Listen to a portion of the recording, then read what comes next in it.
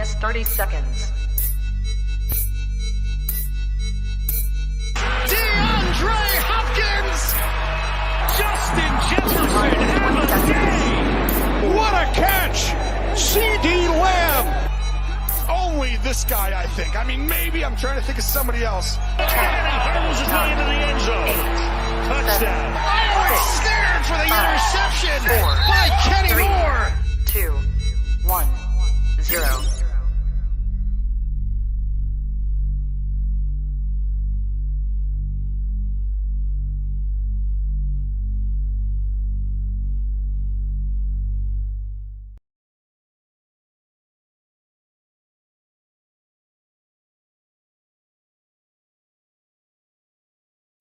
Just realized my mic is muted. What is going on, ladies and gentlemen? Welcome into the final drive. Josh Frey-Sam here with you, week 11 edition. Hope everybody is doing well. We got a we got a big time episode once again. You guys got a new guest co-host coming in here today. My boy Anuj Basker out of Toronto, and then we also got Arif Hasan, from the Athletic Minnesota, coming in here to talk about the Minnesota Vikings. What another great week. Parity in this league is and you would think that I need to bring in Anuj right now to talk to him about it. So without further ado, let me bring in my guy from Toronto, Ontario, Ryerson Sport Media. How you doing, Anuj? Doing good, man. How are you? I'm doing all right, man. I'm coming off the tail end of a cold right now. So my voice is a little bit raspy right now. So I apologize about that. But other than that, man, you want to know what? It's Sunday. Just came off watching like 12 hours of football. So I mean, life is good is what I'm getting at, man. Life is good. So you are of the Falcons fandom. So this is the first time, I think, on the final drive having somebody from that represents the Atlanta Falcons in some way, shape, or form. So that this is interesting for sure. Maybe quickly, your thoughts on, as being an Atlanta Falcons fan thus far, man. Where's your head at? Where's your headspace? You guys just came off a really bad loss to the New England Patriots. What are you feeling right now, man? 2 straight losses, actually, because you had the Dallas game last weekend. Obviously, it's tough. The offense really hasn't been able to get it going. They haven't scored since the first drive of the Dallas game where they scored a field goal. So it's been tough. It's been a tough watch, but the defense in the New England game wasn't too bad, even though the score doesn't look too good. They were pretty sound throughout the game. Pretty good.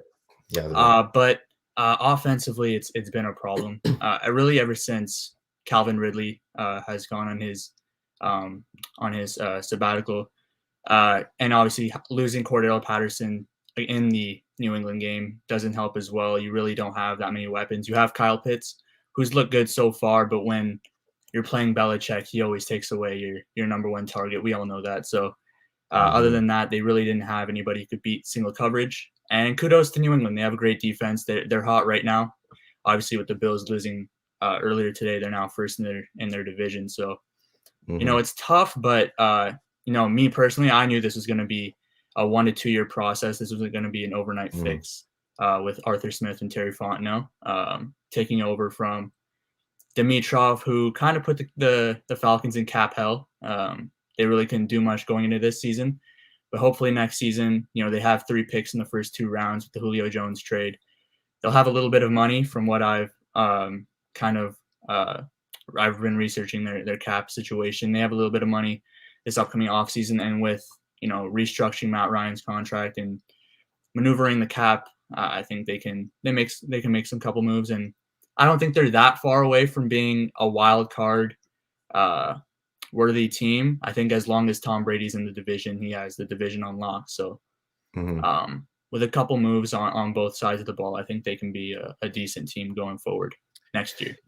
Yeah, Atlanta's in a weird spot right now. I mean, I was actually going to write this past offseason, I was going to write an article on the Atlanta Falcons, just talking about where they are at in terms of they were they were looking for a new coach. They're looking for a new GM. They were just in this weird period with Julio Jones. They could have maybe possibly moved on from Matt Ryan. Maybe that's something that happens this upcoming off season.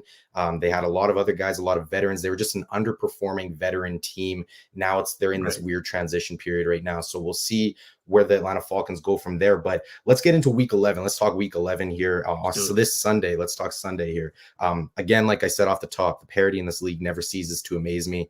This was absolutely no different on this day.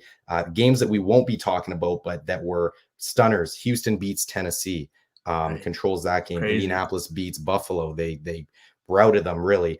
Jonathan Taylor went crazy.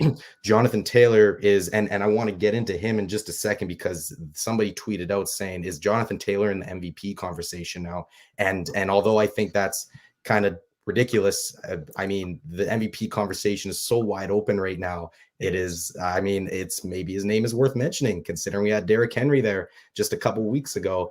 Maybe Jonathan Taylor, if he can continue this, maybe his name pops up there. But nevertheless, we also had Philadelphia beat New Orleans, which to me, anyways, was a surprise. I thought that New Orleans was going to handle business today.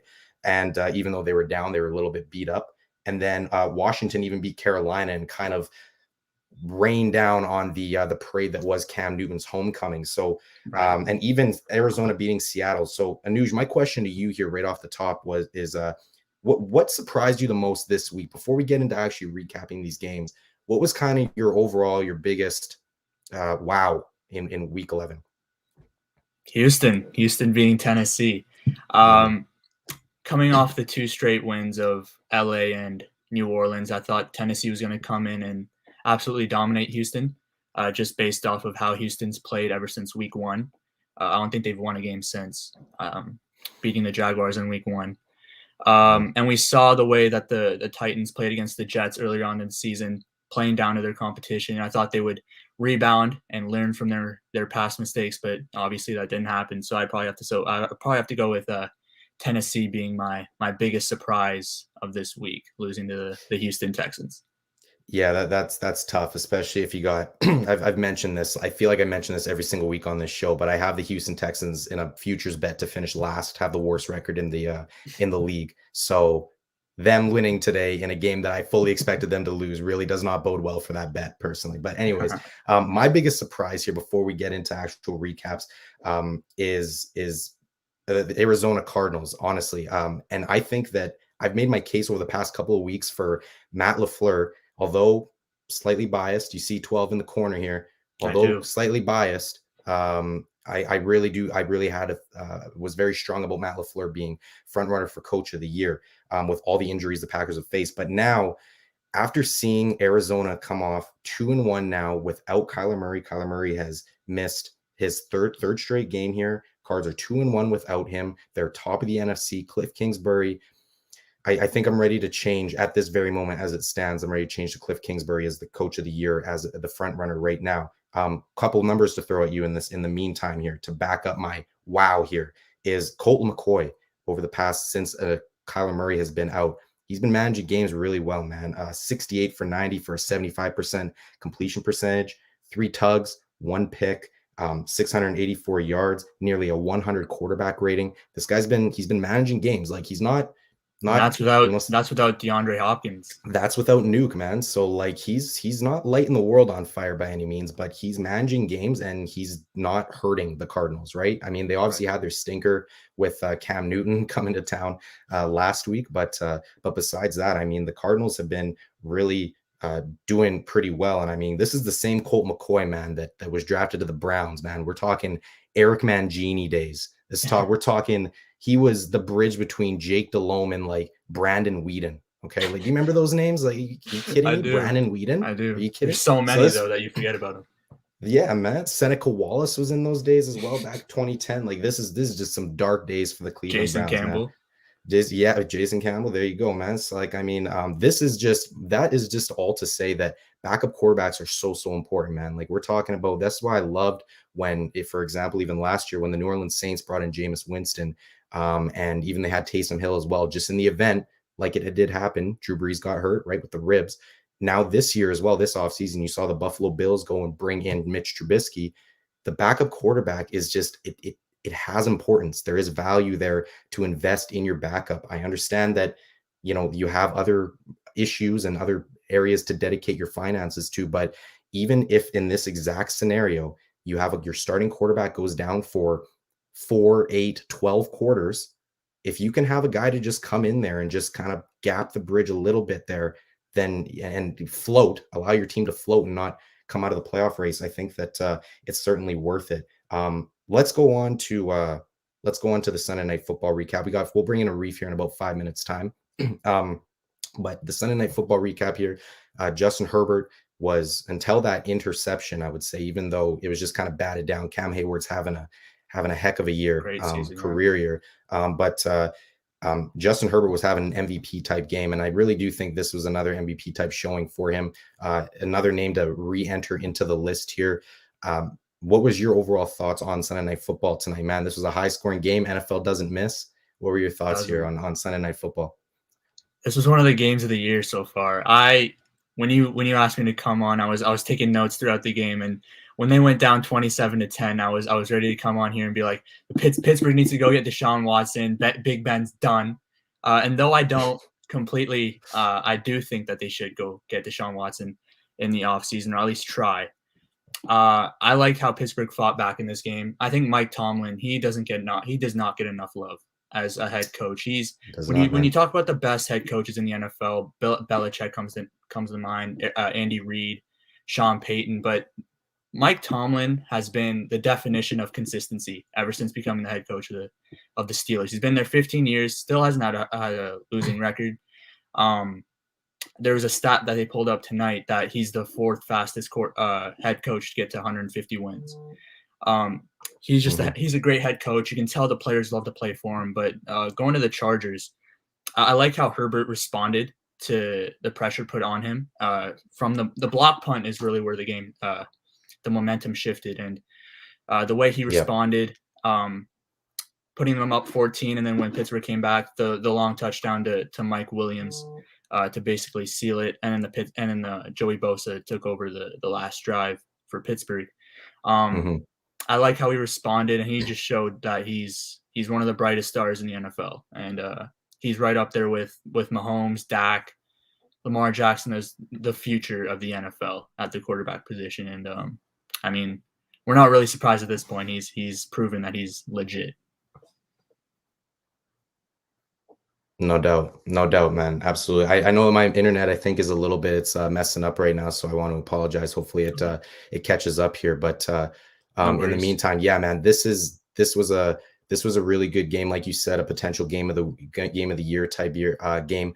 Najee Harris was kind of held a little bit quieter today, which was really surprising. Was expecting him to be heavily involved in the running and the pass game, especially considering how porous the Chargers have been against the run this year. But Justin Herbert, like I said, like this guy balled. Austin Eckler is so important. Like Austin Eckler really is in my opinion, he is one of the key pieces here, or the key piece that really makes his offense tick, besides obviously Justin Herbert being there. You talk about those key pieces. Keenan Allen the argument could be made for him as well. But for me, it is Austin Eckler in the Chargers offense. I think that guy's out. You've seen in the past, you saw last year when he was out, that offense kind of got a little bit more stay, and they had to really rely on Justin Herbert getting the ball to Keenan Allen and forcing the ball to him. So without Austin Eckler in this offense, that this is it's a tough offense here, tough slugging going forward. I don't know if you have anything else to say on this, man, on this game.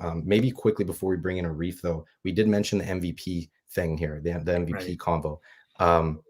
This thing is about as wide open as I think I've ever seen. Like, I mean, week 11, there's so much football left to play, but at the same time, by this time, you usually have a pretty solid idea of the top, 3, 4, 5 guys, whatever. This year, although you might be able to sit here and say, Stafford, Brady, and then, maybe Herbert now has re-entered his name, whatever. Like, I just don't know if you can pinpoint a top solid 5 here. Like, who do you have an MVP guy at this point in time? See, that's the thing, because every single person you named, whether it's Stafford, Brady, and whoever, they've all had a stinker. if you really think about it, because Brady had Washington and New Orleans, Stafford had San Francisco and Tennessee. Kyler Murray, though he may not have a really bad game on his resume so far, he's also missed 3 games, and they've gone 2-1 in that span. So does that hurt his case or what? So yeah, like you said, this is as wide open as it's been, that I can remember. Yeah. Because if you look back to last year, it was Rodgers and Mahomes. It was every year there's always 1 or 2 guys that kind of pull away, and it come down to the last couple of weeks. But now there's like 5 or 6, and it's really tough. I mean, there's so much left to play that it's really tough to tell who's the MVP right now. But honestly, I may have to go Aaron Rodgers maybe, because he's like the only, because like other than ever since week 1, has he really had a bad game? Like I know they lost today, but yeah, the offense has been a little bit stagnant at times, but I mean, overall, I mean, Aaron's just kind of, he hasn't put up the eye-popping numbers that for like a Stafford or a Tom Brady has been putting up, but he's just been kind of lurking in the bushes, you know what I mean? Just kind of hanging out a little bit. But yeah, man, I mean, Aaron Rodgers, I mean, I think that's a name that could certainly climb back up into the conversation. If we're having this conversation in 4 or 5 weeks from now, I think that's a name that could definitely be in the conversation. As it stands for me right now, I mean, even though he just kind of put up a stinker, I think that Stafford is still kind of my guy. Yeah, I'd say Stafford's still probably my guy in terms of the MVP combo, but that, we got so much to go. It's just like, it's such a tough combo right now. Yes, Stafford was my preseason pick, so I hope he gets it. Yeah, that could definitely come to fruition, man. Okay, Anuj, we got our guy here, Arif, in the building. He is ready to go. Let me give him my quick intro from The Athletic in Minnesota. This guy is boots on the ground, covering in Minneapolis. Arif Hasan. Arif, how you doing, man? Hey, man, how are you? I heard Stafford was your preseason MVP pick? Dude, whether or not he gets it, that's a great call. Holy crap. Thank you. No doubt, man. Arif, how was week 11 for you, man? Obviously quite the thriller of a game there in Minneapolis today. How was that being in the building? I have a stomach ache. So, does that tell you? Dude, these Vikings, man, they've been, I think they've had 9 games. 8 of them have been within 1 score. All of them have gone to the final minute. 3 of them have gone to overtime. Dude, these Vikings are bad for my heart. Which is like always true, but like in a very physiological sense, this year is true. No, it was like a super exciting game. Doubt. Like the final drive, like everybody in the press corps, and like a lot of people in the press corps are not, Vikings fans or anything like that. They're just, they're reporting the game. But it's just such an inherently exciting game. We're all standing up. I'm like 5'4", so I'm standing up on like the legs of the chair. And we're just like looking, and we've got a great vantage point, right? Like I don't need to stand up to watch it, but it's just like what you do in that moment. And of course that drive like by itself was already like pretty dramatic. And they line up for a kick. The Vikings have awful kicking luck at the end of games, but it's like a 25-yarder, but also they've missed like 2 27-yarders. So like, it's a lot.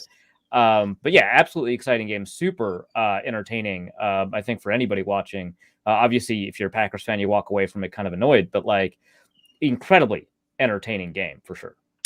It was an incredibly entertaining game, no doubt. And I am a Packers fan, for the record. So yeah, that was 12. Yeah. You saw 12. Yeah, that was a tough one. And we should break this game down. Obviously, game of the day here on the slate. The stars shined in this one. Devontae Adams, Justin Jefferson popped out. They came to play today. They were going blow for blow there.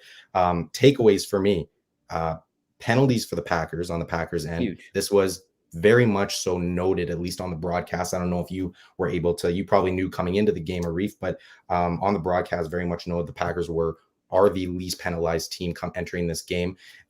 Ended up going 8 penalties for 92 yards. And then the Vikings were 3 for only 25 yards. The Packers, and a lot of these came in the first half for the Green Bay Packers. So Packers going into halftime with only 10 points really put them kind of behind the 8 ball. Didn't dig themselves too much of a hole, but it really was, they could have been leading this game, really. If they hadn't shot themselves in the foot, they left themselves with a lot of long second and third downs. And besides that, also my other takeaway before I kick it over to you guys in this one, because I know Anuj, you also watched this game. Kirk Cousins, the box score, in my opinion, does not really tell the full story here. It's 24 for 35, 341, 3 tugs, no picks. I thought he had 2 awful throws on the final drive of the game. He had that one that was intercepted almost by Darnell Savage. I thought he was really forcing that one to Justin Jefferson. Now, don't get me wrong. Justin Jefferson is scorching hot in this game. It's tough not to throw to a guy. Just throw it up, give him a chance, come down with the ball. But that was a bad throw. And then the other one was on to Adam Thielen on the comeback route, was late inside. Rasul Douglas just kind of went by his ear hole. I don't even overran know. it. I guess Very I don't weird. even know. Yeah, very weird. That was play. such a weird, and I mean that was as close to a pick six as it was a whatever and a completion. So I just didn't really see Kirk Cousins necessarily at his best when it mattered most, in my opinion. Although the box score tells you that this is he had a really good day. But with that being said, let me get your guys' thoughts. Arif, you first. What was your biggest takeaway from this game as it pertains to the Vikings?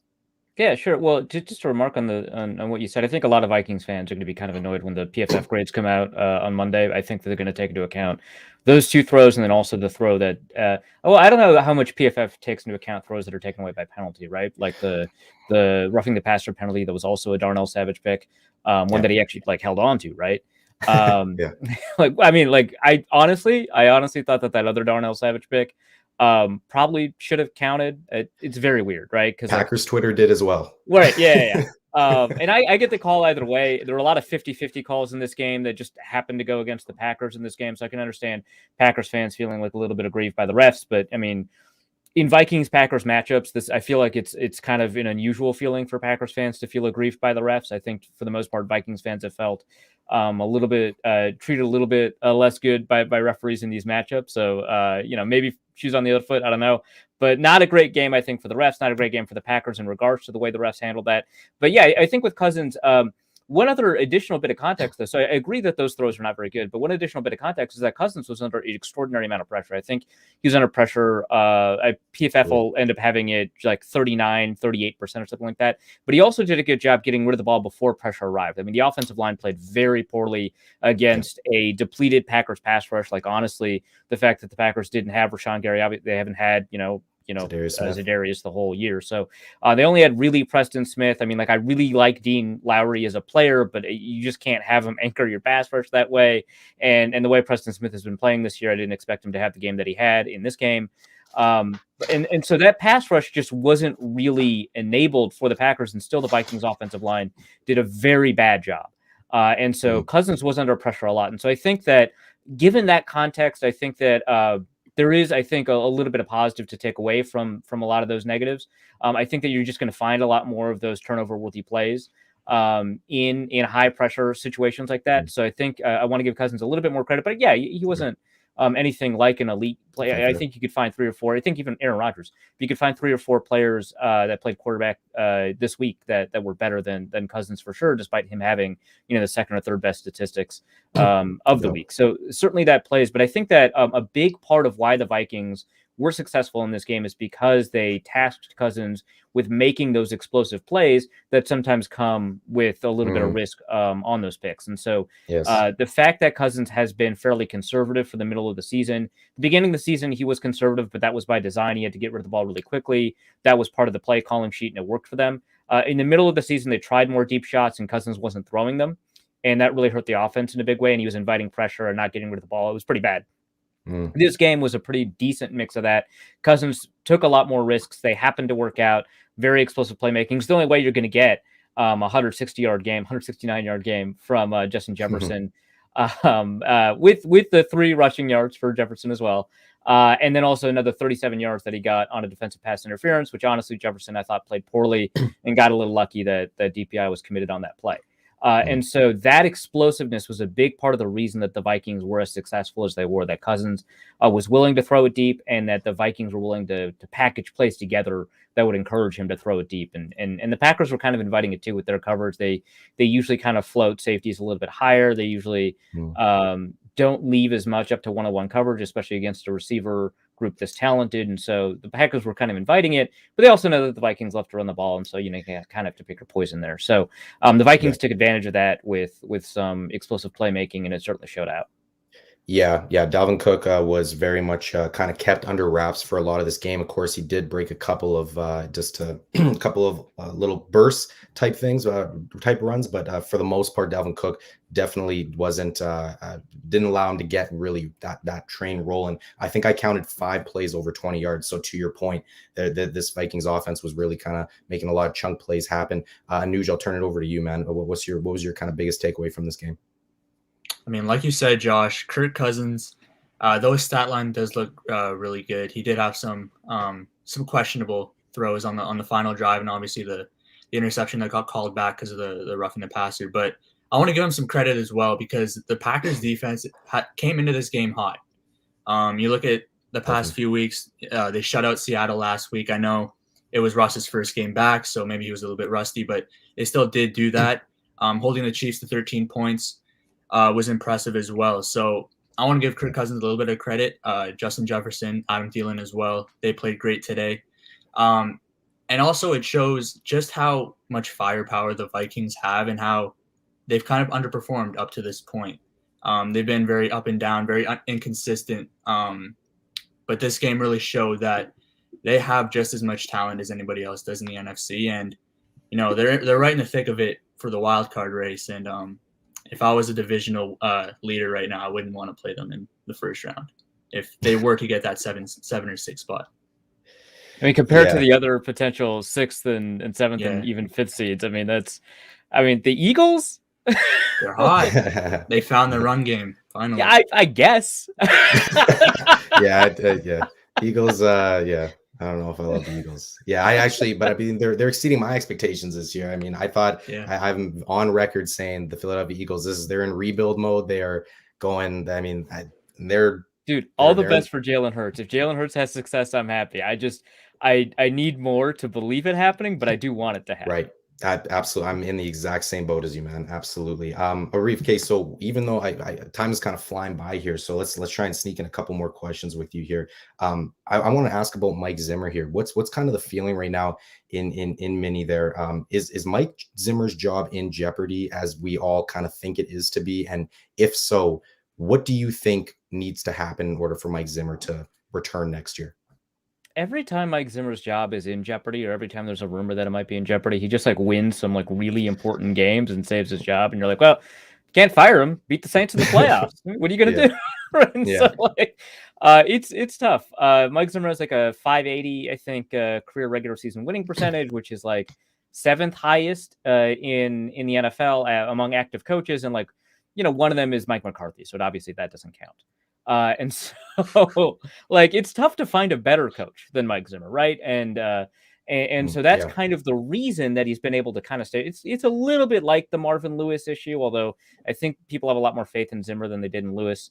But it is kind of similar in that you're just if you fire him, you're much, much more likely to do worse than you are to do better. And I think that's the conundrum facing the Wilfs. And if Mike Zimmer puts together a winning record, the Vikings are at 500 now. They finally have, for the first time this season, an above 50% chance of making the playoffs. If he makes the playoffs, it's tough to fire him, which, it's happened before. Coaches that make the playoffs get fired. Most famously, Marty Schottenheimer for the Chargers, just I think why the Chargers have a but also, Lovie Smith got fired after a 10-win season. The only reason he didn't get to the playoffs that year is because of a tiebreaker.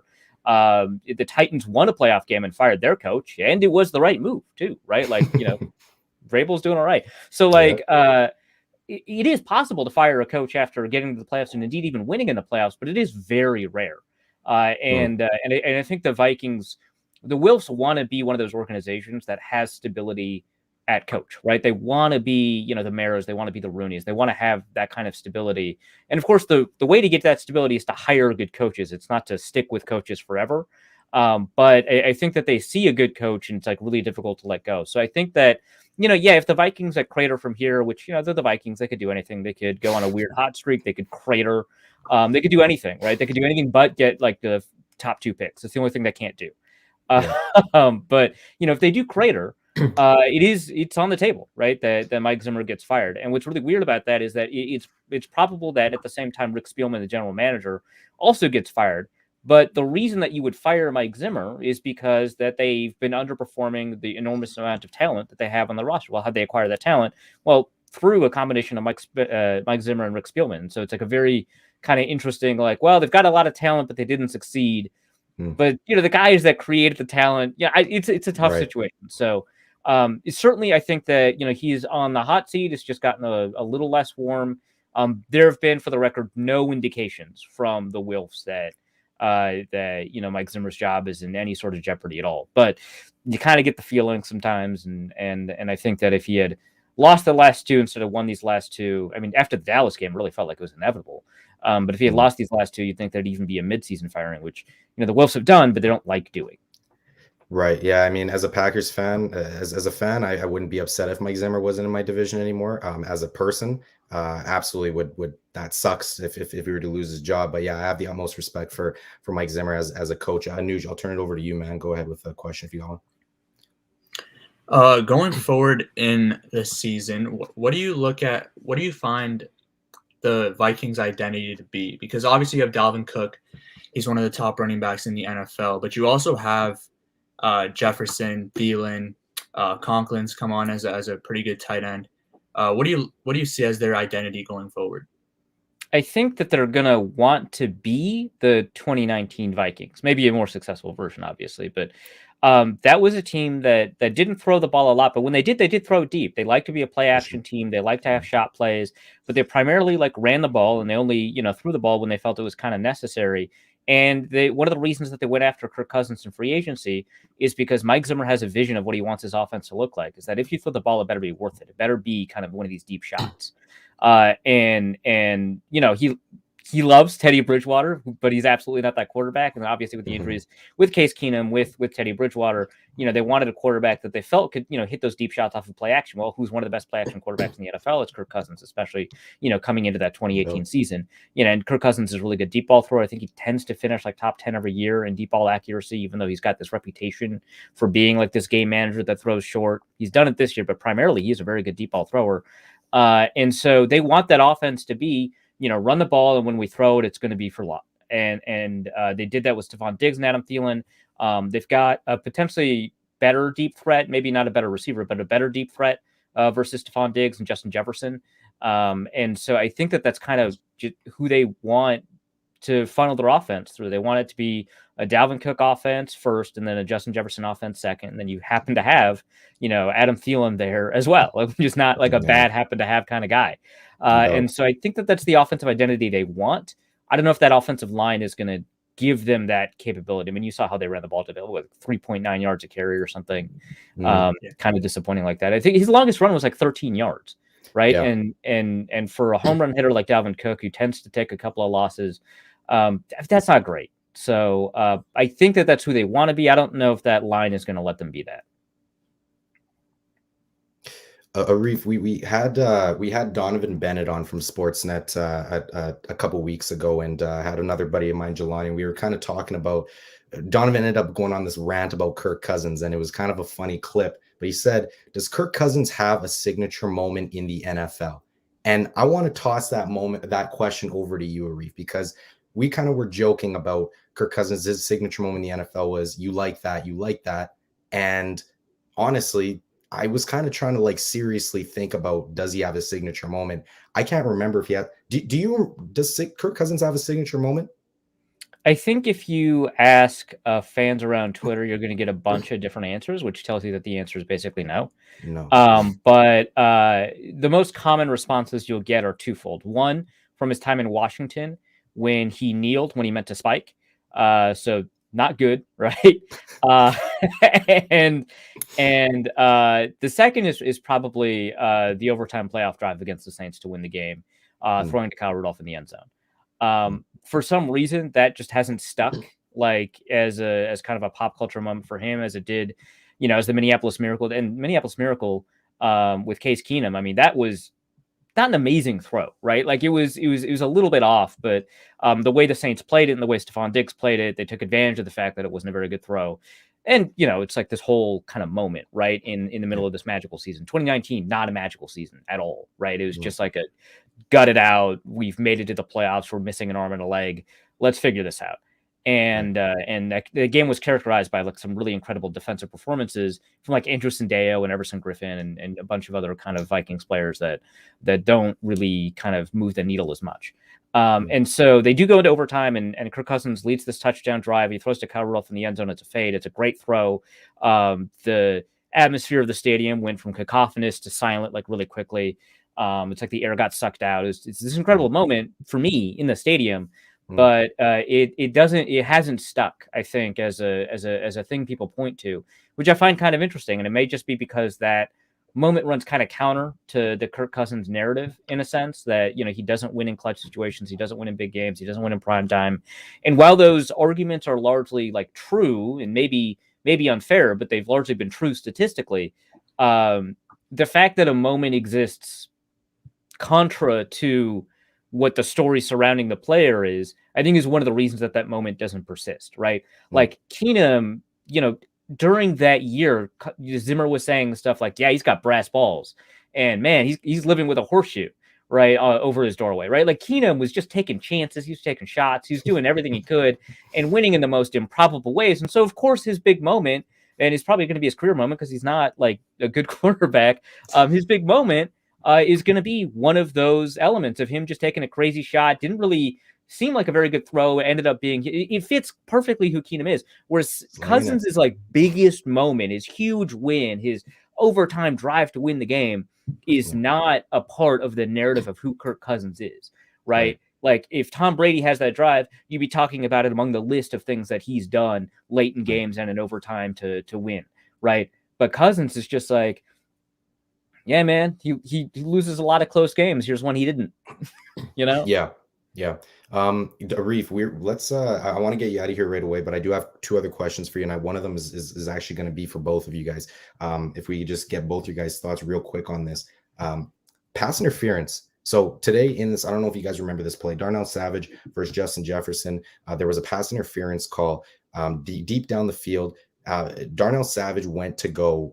The ball was underthrown by Kirk Cousins, and Darnell Savage, right at the last moment, he turned his head to go play this ball, but he ran into Justin Jefferson, and that was called pass interference. What I want to know from you guys, do you guys think pass interference, because some of these are starting to impact the game? The referees are obviously under a lot of scrutiny this year. Seems every single year they are being put under more and more and more scrutiny, under the spotlight more and more and more. Do you guys think pass interference needs to change, like in a case like that? For, like I said, Darnell Savage had his head turned for the deep ball. He was playing the ball, didn't come up with it, but he hit Justin Jefferson first. Do you guys think that was just a bad play call? Do you guys think that was just a bad call by the ref calling that pass interference? Or do you guys think that just needs to change going forward? And Nuj, I'll get your thoughts first. I think by definition that would be pass interference, but I think the rule of an underthrown ball, it's very tricky because like it's very specific. It's very like situation based. So like it's tough to say whether they need to change the call. I mean, they tried the whole challenge thing and that kind of that didn't work at all. But I don't know, because I mean, like you said, it's starting to affect a lot of games, and I mean, in situations like that, I'm not a fan of like the underthrown ball, and that's why it's a pass interference. But I mean, it's very tough to change because it's a very specific thing that you have to change. Yeah, Arif. Yeah, I think that well, there's a couple of things I think about the pass interference rule. The first, I think, is that you know how there's like very often there's not a rule change, but there's an emphasis, and that changes how the rule gets enforced in a lot of ways. Like with taunting, right? There hasn't been a rule change, but you know, there's an emphasis, and now the game sucks, right? Like that's how it went, right?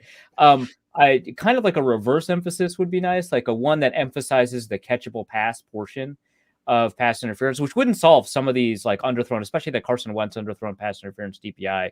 He's had like 5 of them this year, right?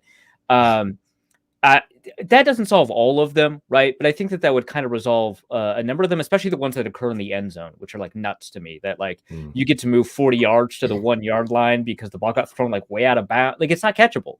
And so I would like some emphasis on the catchability portion of the pass interference rule. The second thing is we should stop thinking of turning your head around as an indicator of pass interference, only because the only reason that we talk about turning your head around is because coaches coach DBs to turn their head around as an indication to refs that they're playing the ball, not the person. But there's no indication that in the rule, right? And there's no kind of referee kind of process that actually takes into account whether or not you turn around. So if you're interfering with the catch process, but your head is turned, that's still pass interference. The third thing I would want to add is just that the way pass interference is called, it presupposes an offensive player's right to the ball. And I don't think that that's fair or good. I think that both players have an equal right to the ball. And so if there's hand fighting, more often that hand fighting, if both players are restricting each other's ability to get to the ball, more often that'll be called on the defensive player than the offensive player. And I think that sucks too. As for the specific situation that we're seeing quite a few times this year, an underthrown ball and defensive player, like by the physics of the game, can't inhibit their motion to prevent, a receiver. I think that unless you rewrite the rule, there's no way to avoid calling that as pass interference, because the defender is inhibiting the offensive player's ability to catch the ball in a way that, restricts their body movement, their motion, right? And that is like pass interference. I think the way that rule is written or the way that it's enforced or whatever encourages bad play. So I would love for rules to be written that discourage bad play. And the way pass interference works encourages bad play. And so I think that it is tough not to call that, but it also is that's just a bad outcome for it's like the NBA. They just changed the rule this year, but kicking out in order to draw the foul on a 3-point shot so you can get a free throw. Like that's just the way that the rule was written, and it encouraged bad, ugly play. And it seems like they changed that this year. I don't follow the NBA that closely, but it sounds like they changed that this year. And it's probably hurting some really good players' games, but it's creating, I think, better basketball. And I think in the same way, this is encouraging bad play. And if you change how this rule works, if you take into account the fact that a player reasonably can't change their momentum in a particular way, kind of like roughing the passer, then you would create better football. Yeah, and I agree. Big shout out to Justin here. Yeah, man, and you want to know what? I agree with a lot of the things that you're saying, Arif. One thing that I will say, just to clarify on the point that I was just making, was just the fact that if a player, not just his head being turned, but if the player has, in Darnell Savage's case, his head was turned and he kind of went up with his hands like that to go, make a play on the ball, but he contacted Justin Jefferson first. And it was called pass interference because he caught it. But if he had contacted Justin Jefferson and then somehow come up with the ball, that would not have been called pass interference because he just came up with the interception. That's actually a pretty good point. Yeah. So that's my point, right? Is that it's just like the fact that he did that and he is pass interference. So that's the only situation I've seen that a few times where it's like if that is the play, that should not be called pass interference. Exactly what you're saying, though. I agree with you what you're saying in terms of balls underthrown, the guy just kind of just runs over the guy by accident. That's just something that you just literally can't help. That it sucks, but it is what it is. And Arif, thanks so much for your time, man. One last thing I got to ask you, ask every guest who comes on here. One bold prediction for the Vikings this season from you and your Super Bowl prediction, please. Jesus. The Super Bowl prediction is so screwed up this year too, right? There's no good teams. I don't know. Okay, let's go with something that would annoy me a lot because that seems more likely. Something that would annoy me a lot. The Patriots make it to the Super Bowl. Jesus Christ! I actually don't even hate that though. Okay, yeah, right. But it would annoy me. That's all. Yeah. For the Patriots make it to the Super Bowl, so they're the AFC team. God, that would. There's so many fun teams this year. The Patriots aren't one of them. So the Patriots make it to the Super Bowl. And on the AFC side, the NFC side, this would piss me off. Yeah, the Tampa Bay Buccaneers. Yeah, for sure. Well, because they had these troubles in the middle of the season last year, right? Like everyone's like, yeah, okay, Brady's washed. Don't worry about it. He's got Mike Evans. Who the hell is that guy? And they lost a couple of games in the middle of the season. I think also to the Vikings. I don't know. I remember past seasons very poorly. But they just had a rough middle of the season, but they had a really hot start. They finished hot. And the Buccaneers could very well do it. They have the horses, right? Especially if Who is it? Carlton Davis comes back from IR. Yes. Yeah, they've got the horses. So, and an amazing offensive line and a really good defensive line. And if they just played Joe Tryon-Shoyinka just more, if they could just do that, I think they'd have an even better pass rush. Yeah. Yes. So, yeah, the Buccaneers, maybe the NFC team. I was kind of hoping it'd be Dallas, just because I like Dak and that offense is really good. But they can't get out of their own way. So I'm going to say it's going to be Buccaneers, Patriots, and it's going to be a really annoying week because it's going to be Brady against the Patriots, but Super Bowl version. And but that seems like it's one of the more likely outcomes to me. So that's the Super Bowl pick. Now, bold prediction for the Vikings. Kirk Cousins plays his way into the MVP race, but no one believes it. And so he'll get like some really good odds, but so he'll be like third in Vegas odds or something along those lines, and then he'll receive 0 votes. Okay. I like that, Arif, man. Arif, man, thank you very much for your time, man. Hold on 1 second. I got to grab. I got my phone. My computer's dying here. But Arif, thank you very much for your time, man. Really appreciate it. And hopefully we can have you on once again next season if you're up for it, man. Yeah, sounds fun, man. I'd love to. Okay. Take care, man. Yeah, you too. Peace. 1 second. Anush, sorry about this, man. No worries. We are in the usually have my charger going, man, but that was awesome having Arif here. Yep. You want to know what? We were gonna do Cowboys. You want to know what? Do you want to just quickly do? Let's do a couple minutes here before we get into the final segment. Let's just do Cowboys Chiefs real quick. Let's talk about this game. 19-9. I said that. I tweeted it. That sound that you hear is the Kansas City Chiefs climbing the top of the AFC standings, man. 4 straight winners here. Outscoring teams 93-47 in that time. The defense is starting to step up right now. Do you have just a thought on Kansas City or Dallas or this game as a whole? I mean, that's the biggest thing with Kansas City that's impressed me over the past few weeks over their win streak is their defense. They've really found their niche. Steve Spagnuolo, is it Spagnuolo? I always forget how to say it. Spagnuolo, yep.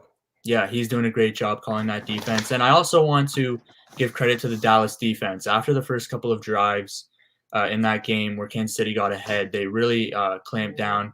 Micah Parsons, I don't know if this is a hot take or not, but Monster. I think he's the runaway for Defensive Rookie of the Year. I think we can all agree on that. But I think absolutely he's in the running for Defensive Player of the Year to me. Because I think that whole defense revolves around him, and he's the tone setter for them. And he's having a monster season. I think Dallas's defense did a really good job as the game went on, but Kansas City's defense did a good job on Dallas.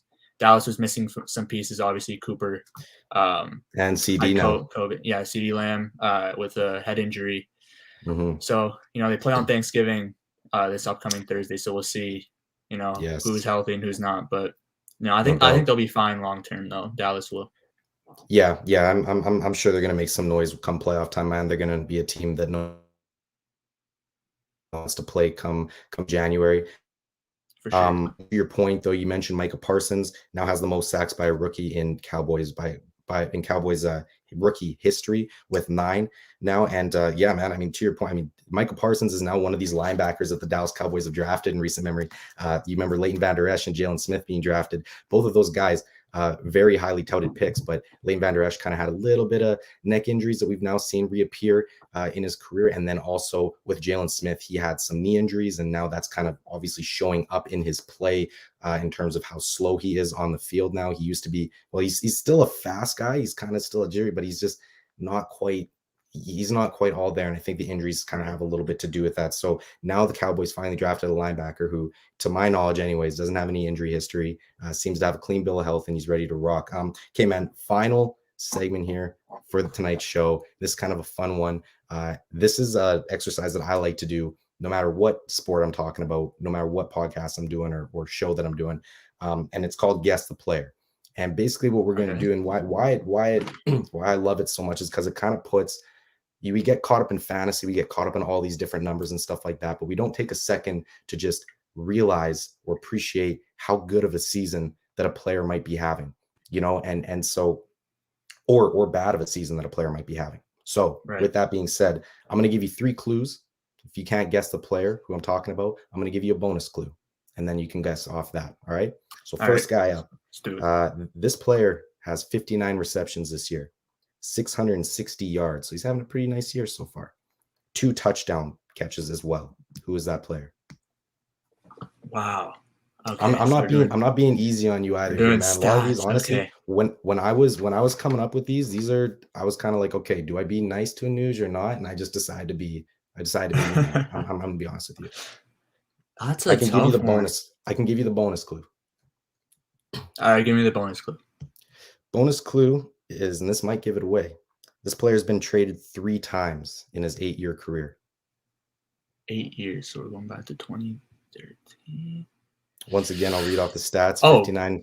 Odell Beckham. Incorrect. No. Oh wait, no, he didn't get traded or released. Oh man, that's not. That's okay. Not my brightest moment. Okay, that's all right, man. That's all right. It's a tough spot. You're in a tough spot on the spot here. That player's Brandon Cooks. Brandon Cooks, that's Brandon Cooks, man. Brandon Cooks is a guy that I'm a big fan of, guy that is honestly probably one of the more underrated players of his era. And he's once again on pace for a 1,000-yard season with Tyrod Taylor and Davis Mills throwing him the ball. So, I mean, this is a guy who's just been almost a lock for 1,000 yards each and every season that he's been playing. Once again, he's being a dog out there, man. So Brandon Cooks. Okay, this next guy, 6 interceptions on the year, 1 touchdown, 1 pick six, and 15 passes defensed. Is that J.C. Jackson? That is J.C. Jackson. Very nicely done. Very nicely done, man. J.C. Jackson is also a free agent this year. Is he? In fact, so he came back. He was a free agent last year, and he came back on a nice deal with the Patriots. They're a nice team friendly deal, but now he's gonna I think, did he lead the NFL in interceptions last year?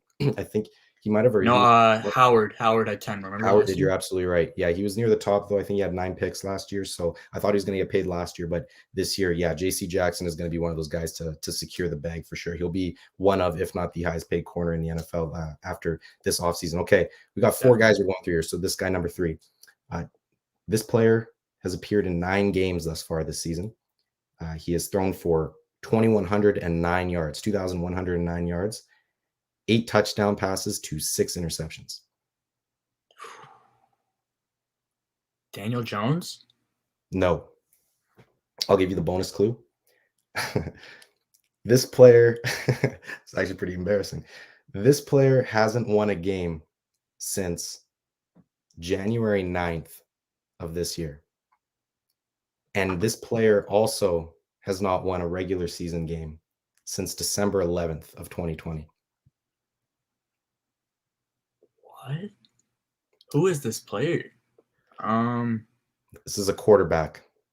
Yeah. Obviously. Yeah. I'll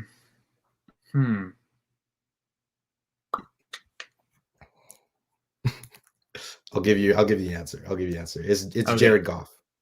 Jared Goff. Okay, yeah.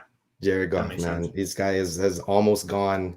This guy's almost gone a full calendar year on. He's coming up on pretty soon of this guy not winning a football game. So this is he's down. That's down horrendous right now. There's not much else to say other than that's tough. You know what I mean? All right, man. Okay, last player here, and this is how we're closing out the episode. All right.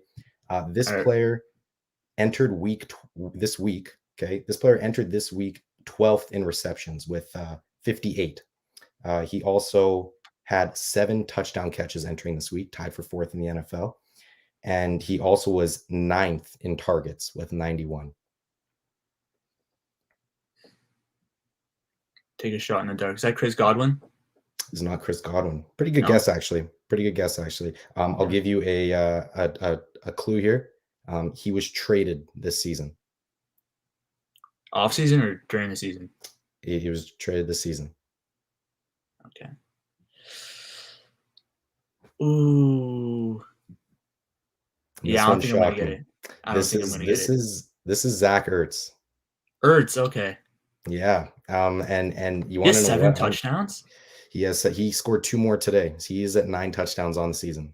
And wow. He is up there, and he is also, like, I don't know how many targets he had today, but he is closing in on 100 targets. He is over 60 receptions now on the year. Zach Ertz has been really the payback, the return on investment for the Cardinals here has been major with the way that they're using Zach Ertz. But Yeah, man. That's Great I pickup. love doing that exercise, man. But yeah, that's a really surprising one, Zach Ertz. But Anuj, man, we got Thursday night coming up. We got Thanksgiving. We've got lots of football. Well, American Thanksgiving. Lots of Yeah. football coming up, man. Hopefully you get to tune into that. Hopefully you're not too busy with school and whatnot. I know I'm gonna make some time myself, but thank you very much for hopping on tonight, man. Yeah, thank you for having me. Had a lot of fun. Hopefully I get to, come on sometime in the Absolutely. future. Absolutely, man. Hopefully we can have you back on before the season ends. But thank you Sure. very much to everybody for tuning in if you did, or if you are the next day or the day after, whatever, man. And I hope everybody takes care. The news. Thank you very much, man. Thanks for listening to the Final Drive.